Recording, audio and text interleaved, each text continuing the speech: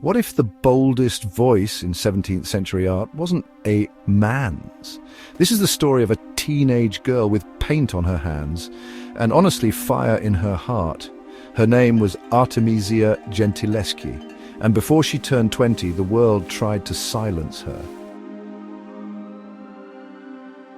Artemisia was born in Rome, 1593. Her father, Orazio Gentileschi, was a well-known painter, skilled, respected, and well-precise. His studio was full of talent and tension, because, back then women weren't supposed to be artists.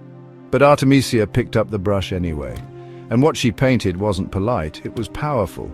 At just 17, she painted Susanna and the Elders, a scene other artists had painted for centuries, but always from the men's perspective. Artemisia changed that. She painted fear, tension, a woman trying to resist.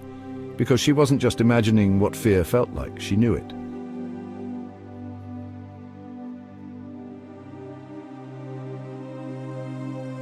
One of her tutors was a man named Agostino Tassi, a painter, a mentor, someone she should have been able to trust. Instead, he assaulted her.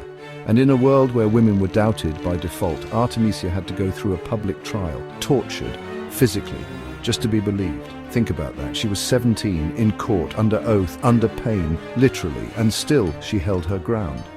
Tassi was found guilty, but he never served time. Not a day. Artemisia was left with shame, scars, and a choice, hide or paint. She painted. So what does a woman do with all that rage? She paints. Judith Slaying Holofernes. This painting doesn't whisper, it shouts. Judith isn't soft, she's furious, fierce. She's in control. Many saw it as Artemisia's response to her trauma. Others thought it was too bold, too violent, too much for a woman.